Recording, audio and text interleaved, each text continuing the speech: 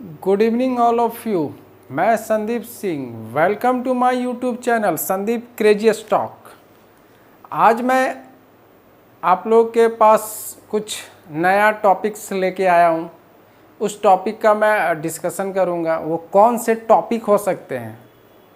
कल तो 15 अगस्त है, कल मार्केट भी क्लोज़ है, तो आज भी मार्केट थोड़ा शॉर्ट कैंडल बनाया है बेयरिश का। जैसा कि कल मैंने अपडेट किया था कि मार्केट बेयरिश की ओर दिखा सकता है, किसी एक तरफ ब्रेकआउट कर सकता है, किसी एक तरफ या तो डाउन या तो अप। आपका ऑलरेडी मैंने रेंज बताया हुआ था 24,300 के ऊपर अगर सस्टेन करके ऊपर निकलता है तो 24,500 से 600 का लेवल। अगर 24,000 वो ब्रेक करता है तो 23,750 से 850 का रेंज, जैसा कि मैंने डिस्कस भी किया था।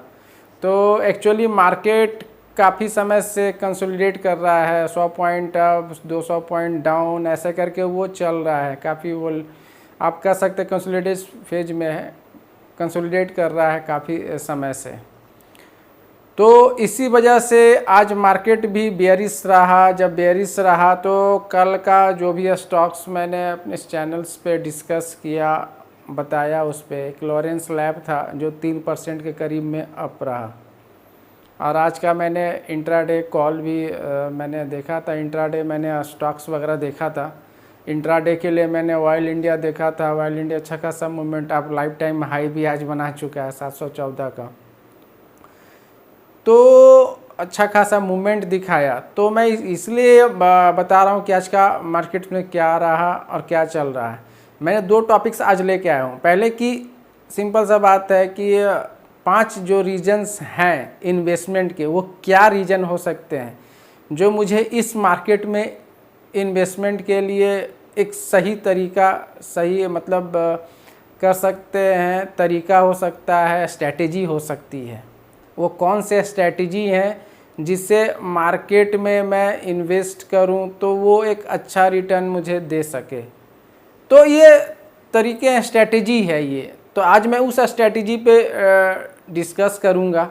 उसके बाद आज मैं डिस्कशन जो करूंगा कि म्यूचुअल फंड्स और एफआई ने Q1 में कुछ अपना होल्डिंग डिक्रीज किया है कुछ स्टॉक्स में। 13 स्टॉक्स है पीएसयू के, उस पर मैं वो डिस्कस करूंगा क्या रेंज में किया है, कितना % किया है। तो आज मैं ये 2 टॉपिक पे आप लोगों के साथ में डिस्कशन करने वाला हूँ। तो चलिए जाने स्टार्ट करने से पहले मेरा आप लोगों से रिक्वेस्ट है, प्लीज़ मेरे इस वीडियो को लाइक शेयर एंड सब्सक्राइब जरूर करें अगर आप लोगों ने नहीं किया है, और अपने फ्रेंड्स को भी ये शेयर करें। चलिए मैं स्टार्ट करता हूँ। आज का जो पहला टॉपिक है, क्या वो इन्वेस्टमेंट के मैंने 5 तरीके सोचे हैं, वो तरीका मैं थोड़ा बताना चाह रहा था इस पर। वो 5 तरीके क्या हैं, वो कौन सा स्ट्रैटेजी है जो इन्वेस्टमेंट के 5 तरीके हो सकते हैं जिसमें एक अच्छा खासा रिटर्न्स वगैरह मुझे दिख सकता है। अच्छा, मेरा एक और डिस्क्लेमर है, मेरा किसी को बाई सेल करने का कोई रिकमेंडेशन नहीं है। इसमें मैं कोई भी बाई सेल या प्रॉफिट लॉस से मुझे कोई भी मतलब नहीं है। चलिए मैं एक एजुकेशनल पर्पज से ये सब बनाता हूँ। तो चलिए स्टार्ट करता हूँ। वो 5 तरीके कौन कौन से हैं। 5 लेसन फॉर इन्वेस्टमेंट। 5 लेसन्स कौन कौन से हो सकते हैं इन्वेस्टमेंट के, आप लोगों को पता है क्या? वो मुझे पता है कि पता होगा, लेकिन एक्चुअली हम लोग डेली दिनचर्या में एक ही काम करते हुए भी हम लोग कुछ मिस्टेक्स वगैरह करते हैं। हम लोगों को पता होता है कि क्या करना है क्या नहीं करना है, फिर भी हम लोग वही काम करते हैं, क्योंकि बहुत सारे लोगों को माइंड्स में रहता नहीं। बहुत सारे लोग बहुत तरह काम कर रहे हैं, तो अपने अपने बिजनेस में होने के कारण आदमी को माइंड से उतर भी जाता है कि क्या करना चाहिए क्या नहीं करना चाहिए। तो अभी जो मैं 5 लेसन्स बताने वाला हूँ इन्वेस्टमेंट के, पहला लेसन क्या हो सकता है? पहला लेसन है invest for the long term. पहला जो है 5 लेसन मैंने बोला, उसमें पहला लेसन है इन्वेस्ट फॉर लॉन्ग टर्म। कोई भी स्टॉक को आप इन्वेस्ट करें लॉन्ग टर्म के लिए, शॉर्ट टर्म के लिए नहीं। सिंपल सा कह सकते हैं किसी भी स्टॉक का प्राइस ही भगवान है, प्राइस इज गॉड। इस स्टॉक्स मार्केट में किसी भी स्टॉक्स को आप अगर जानोगे तो प्राइस इज गॉड, प्राइस ही भगवान है। तो हमेशा ऐसे स्टॉक्स वगैरह को हम लोग सिलेक्ट करें जो लॉन्ग टर्म के विचार से सोचे। सिंपल सा बात है, इसमें शॉर्ट टर्म के पे हम बिलीव ही नहीं करते हैं कभी भी। एक लॉन्ग टर्म के हिसाब से सोचे कोई भी स्टॉक्स को। तो उसके पीछे का रीजंस भी कई हैं कि क्या रीजंस क्या हो सकते हैं कि हम लॉन्ग टर्म के लिए क्यों सोच रहे हैं, क्या है। सिंपल सा बात है, जब लॉन्ग टर्म के लिए सोचेंगे तो एक माइंड का सेटअप क्रिएट होता है माइंड में ऑटोमेटिक। कहा जाता है कि अगर आप पॉजिटिव माइंड में हो तो पॉजिटिव ही आदमी का माइंड से सोच भी निकलता है, सब कुछ पॉजिटिव होता है। ये तो ह्यूमन थॉट्स है, अगर जैसा सोचोगे वैसा ही सब कुछ रिएक्शंस आने लगते हैं, होने लगते हैं। तो इसीलिए ये पॉजिटिव, हमेशा पॉजिटिव रहना है। पॉजिटिव रहने से माइंड का सेटअप के साथ साथ स्टॉक्स का भी अगर आप देखोगे लॉन्ग टर्म, अगर एक शुरू में थॉट अगर हम लोग बना लेते हैं कि नहीं इसको लॉन्ग टर्म ले चलेंगे, लॉन्ग टर्म के लिए 1 साल से ऊपर, 2 साल, 3 साल, जैसा डिपेंड्स है कि मुझे लगता है कि नहीं इसको 1 साल रखेंगे तो ऐसा आ सकता है, 2 साल रखेंगे तो वैसा हो सकता है। इस टाइप का मैंने स्टॉक्स वगैरह ये विचार करता हूँ और बोलता हूँ उस पर। तो मेरा जो पहला ये था कि लॉन्ग टर्म इन्वेस्टमेंट आप देख सकते हो। लॉन्ग टर्म इन्वेस्टमेंट्स में क्या होगा, सिंपल सा बात है, अगर लॉन्ग टर्म इन्वेस्टमेंट है तो आपको उस पर बिलीव भी होगा। सबसे पहला बात कि बिलीव बढ़ेगा। जब बिलीव बढ़ेगा तो पेशेंस भी आपको लगेगा कि नहीं हमने सोचा है लॉन्ग टर्म के लिए। सिंपल सा बात है, मार्केट अप एंड डाउन करेगा, स्टॉक्स अप एंड डाउन होंगे। अभी बुलिश चल रहा है, अचानक न्यूज़ आई तो डाउन हो गया। तो इस तरह से हम उसको अगर सिंपल सा लॉन्ग टर्म के विचार से सोचे हुए हैं तो एक अच्छा रिटर्न हम उस पर देख सकते हैं। तो इसीलिए पहले मैंने बोला कि long term investment, invest for long term, faith in A, simple सा बात है मैंने लिखा है पहले से, faith in a strong management. अगर कोई भी स्टॉक हम चुन रहे हैं, भैया क्या हो सकता है, कोई भी स्टॉक चुन रहे हैं, उस स्टॉक का एक्चुअली हम लोग देखेंगे उस स्टॉक का कैसा रिपोर्ट रहा, रिजल्ट कैसा रहा, ईयर ऑन ईयर क्या इम्प्रूवमेंट दिखाया है, किस टाइप की कंपनी है, क्या ये करती है, ये सारे कुछ हम लोगों को वो देखना पड़ेगा। उसका स्ट्रॉन्ग मैनेजमेंट कैसा है, इसलिए मैंने वो लिखा है कि faith in a strong management. वैसे स्टॉक पे हम लोग फेथ करके चल सकते हैं। उसका जो ट्रैक रिकॉर्ड रहा है उस कंपनी का कैसा रहा है। सिंपल सा बात है कि हम लोग हमेशा देखते हैं कि 1 साल में कितना रिटर्निंग दिया, 2 साल में क्या इसका इम्प्रूवमेंट रहा, किस चीज़ का बिजनेस है, इसमें भाई कितना इन्वेस्ट किया है, DI कितना इन्वेस्ट किया है, प्रमोटर होल्डिंग क्या है, रिटेलर्स के पास। तो ये एक स्ट्रॉन्ग मैनेजमेंट का ये सब इंडिकेशन है। ये इस पे देख के हम लोग किसी भी स्टॉक में इन्वेस्ट कर सकते हैं। ये हो गया। तीसरा जो है एक प्रैक्टिकल मार्केट अप्रोच। सिंपल सा बात है, प्रैक्टिकल मार्केट अप्रोच होना चाहिए। कैसे प्रैक्टिकल मार्केट अप्रोच होगा, उसके लिए सिंपल सा बात है, रेस्पेक्ट दी मार्केट्स। मार्केट को हमें रिस्पेक्ट करना होगा, ओपन माइंड से काम करना होगा। और कौन सा सिंपल, ये जो भी अप्रोच हम लोग लगा रहे हैं, मार्केट का स्टॉक्स लिए हैं, सिंपल सा बात है, ओपन माइंड से कोई भी स्टॉक्स को लेना होगा और मार्केट को रिस्पेक्ट करना होगा। प्लस उस स्टॉक के बारे में इंफॉर्मेशन भी हम लोगों को इकट्ठा करना पड़ेगा कि इंफॉर्मेशन क्या हो सकते हैं, वो स्टॉक्स कहाँ जाते हैं, मतलब कौन सा न्यूज़ आया है, कभी वो फंड रेज कर रहा है, कभी स्प्लिट होगा, कभी डिविडेंड दे रहा है। तो इस तरह की न्यू इंफॉर्मेशन कलेक्ट करना, जिसको बोल सकते हैं हम लोग, तो वो एक अप्रोच हुआ, एक प्रैक्टिकल मार्केट अप्रोच इसको कह सकते हैं हम लोग इसको। फिर चौथा अगर आप देखोगे तो पेशेंस एंड डिसिप्लिन। सिंपल सा बात है, पेशेंस एंड डिसिप्लिन बहुत ही है। ऐसा नहीं कि इंस्टेंट रिएक्शंस होने चाहिए। अभी सिंपल सा बात है, अगर हम कोई भी स्टॉक को इमोशनली अगर देखेंगे, अगर लेंगे उस पर, तो जब मार्केट बेयरिश होता है तो सिंपल सा 20 रुपया, 30 रुपया, 40 रुपया, 50 रुपया, डिपेंड अपन स्टॉक है, कैसा स्टॉक है, कितने वैल्यू का है, उस पर वो डिपेंड्स करता है। तो अगर सिंपल सा बात इमोशनली अगर हम देखें कि नहीं, हमने सोचा था कि नहीं यार 2 दिन में ये चला जाएगा, 3 दिन में चला जाएगा स्टॉक से, अगर इस विचार से लिए हैं तो सिंपल सा माइंड में उस समय इंस्टेंट रिएक्शन होता है कि नहीं यार इतना लॉस दे रहा है यार, सेट यार बेकार है, ऐसा है वैसा है, इस टाइप का माइंड में सेटअप ऑलरेडी बनने लगता है। तो उसमें लोगों को लगता है कि यार बेकार है, बेकार इन्वेस्ट कर दी इस स्टॉक में, इससे अच्छा वो स्टॉक में। तो ऐसा नहीं, हमेशा इंस्टेंट रिएक्शंस नहीं देने हैं। ये मार्केट का ये बात ही है, इन्वेस्टर को सिंपल सा बात है, तुरंत रिएक्शंस नहीं देने हैं, मार्केट को रिस्पेक्ट करना है। तो मार्केट काम ही है, अप एंड डाउन होगा, एक स्टेट कोई भी चीज़ें नहीं चलती है। 4 हो गया। 5वां जो मैं अब डिस्कस करने जा रहा हूँ, लर्निंग फ्रॉम मिस्टेक्स।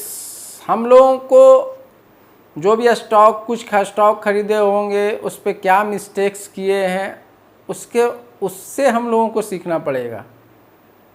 कौन सा स्टॉक्स हमने लिया, कहाँ पे इन किया, कहाँ पे आउट हुए।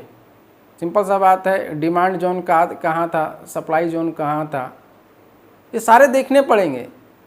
उसके बाद उस स्टॉक्स का, जैसा कि अभी जो मैंने 5 लेसन्स बताया है, 4 आप लोगों को ऑलरेडी मैंने ये क्लियर किया है, 5वां जो बता रहा हूँ, ये सारे को विचार करना होगा, देखना होगा इस पे ही, तभी हम लोग लॉन्ग टर्म के लिए सोच सकते हैं। एक अच्छा खासा हम लोग मूव और एक मतलब कॉर्पस क्रिएट कर सकते हैं, जिसको कह सकता हूँ हम लोग। तो अगर सिंपल सा बात है कि failure are part of life, simple सा बात है, लर्निंग मिस्टेक्स में फेल होना तो पार्ट का लाइफ है, ऐसा नहीं है। और जो फेल होता है वही सीखता है, मेरा ये मानना है। अगर आप फेल नहीं होगे तो सीखोगे नहीं, और सीखोगे नहीं तो आप चेंज होगे नहीं। तो लर्निंग फ्रॉम मिस्टेक्स से आ गया ये। अगर जो फेल होता है वही सीखता है, और वही सीखता है तो वही चेंज होता है। पर लाइफ का तो ये पार्ट है फेल होना और पास होना, फेल्यूर का। सिंपल सा बात है, फेल्यूर हुए हैं तो सिंपल सा बात है, कुछ माइंड में कुछ नया सीख हमको दिया, उस सीख से कुछ हम लोगों ने सोचा, कुछ उस पर रिएक्ट करके चेंज किए उस पर कि नहीं ऐसे नहीं, ऐसे होना चाहिए। तो इसीलिए लर्निंग फ्रॉम मिस्टेक्स से हम लोग सीख के आगे बढ़ सकते हैं। और भी बहुत सारे सिंपल सा बात है, बहुत सारे स्टॉक्स का भी फिर सिलेक्शन करके हम लोग फिर अपने अनुसार से उसको देख के आगे पीछे कर सकते हैं, आगे पीछे इन द सेंस बाय और सेल वगैरह हम लोग देख सकते हैं अपने अनुसार से। तो ये 5 लेसन्स एक इन्वेस्टर्स के लिए बहुत ही ज़रूरी है जानना, समझना एंड इन्वेस्ट करना। This is a main factor, आप कह सकते हो। चलिए एक पहला टॉपिक मैंने कंप्लीट किया। चलिए दूसरा टॉपिक स्टार्ट करने से पहले मेरा आप लोगों को अगेन रिक्वेस्ट है, प्लीज़ इस मेरे वीडियो को लाइक शेयर एंड सब्सक्राइब जरूर करें, और आप लोगों का इसी तरह प्यार और आशीर्वाद मुझ पे बना रहे।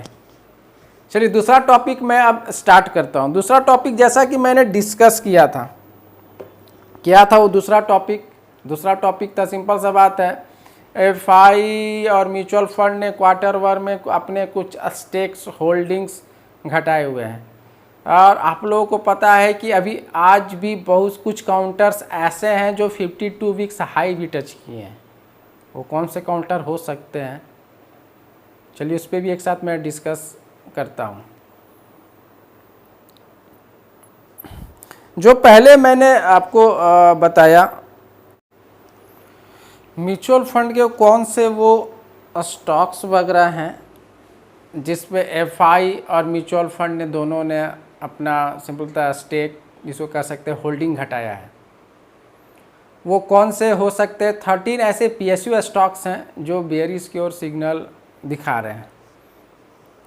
पहला है बैंक ऑफ बड़ौदा।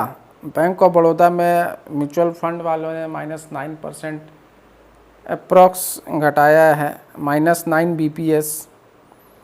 रिटेलर के पास 85 BPS है, और एफआई ने -95 BPS को होल्डिंग को घटाया है। म्यूचुअल फंड वालों ने -9 BPS। HAL -91 BPS mutual fund retailer के पास 131 BPS और FI ने -74 BPS। राइट्स हो गए, HPCL हो गया, container corporation, ONGC, NLC India, NTPC, MMTC, Bharat electronics, NMDC steel coal India और न्यू इंडिया इंश्योरेंस। ये 13 ऐसे स्टॉक्स हैं जिसमें म्यूचुअल फंड और FI ने अपना इन्वेस्टमेंट और स्टेक्स वगैरह घटाया है Q1 में, जिसके कारण वो बेयरिश की ओर सिग्नल इंडिकेट कर रहे हैं। तो ये सारे स्टॉक्स का मैंने आप लोगों को बताया। अभी मैं बता रहा हूँ और ऐसे कौन से स्टॉक्स हैं जिन्होंने आज 52 वीक्स हाई भी टच किया है, उसके बारे में मैं थोड़ा सा आप लोगों को अब ये करवा दूं, बता दूं उसको। 52 वीक्स जो हाई हुए हैं स्टॉक्स, उनमें जो पहला स्टॉक्स है PB फिनटेक लिमिटेड। ईयर इल्टेड आप बेसिस देखोगे दिया स्टॉक 96% का रिटर्न है। आज का 52 वीक्स हाई 1709 रुपये का है। फिर काइनिस टेक्नोलॉजी न्यू 52 वीक्स हाई है 4890 रुपये का। इसने ईयर टिल 84% का रिटर्न दिया है। फिर आप देखोगे त्रिवेणी टरबाइन, ये 52 वीक्स हाई 843 रुपये 90 पैसे का है। ईयर टिल्ड इसने 90% का रिटर्न दिया है। फिर अजंता फार्मा का 52 वीक्स हाई 3,389 रुपीज़ 80 पैसा। ईयर टिल्ड इसने 44% का रिटर्न्स प्रोवाइड किया है। उसके बाद ऑयल इंडिया है 52 वीक्स हाई 714 रुपया 30 पैसे का है। ईयर टिल्ड स्टॉक एज गेंड 166% का है। तो इस तरह से मैंने आज आप लोगों को ये 2-3 टॉपिक पे अपडेट किया और बताया। चलिए फिर उसी तरह भाई मैं नेक्स्ट वीडियो लाऊंगा, कुछ नए टॉपिक्स के बारे में बताऊंगा, अपडेट करूंगा। तो चलिए फिर जाने से पहले मेरा आप लोगों को सेकेंड रिक्वेस्ट है, प्लीज़ इस मेरे वीडियो को लाइक शेयर सब्सक्राइब जरूर करें और अपने फ्रेंड्स को भी ये शेयर करें। Thank you. मैं संदीप सिंह, थैंक यू। और फिर मैं नए टॉपिक के साथ आप लोगों को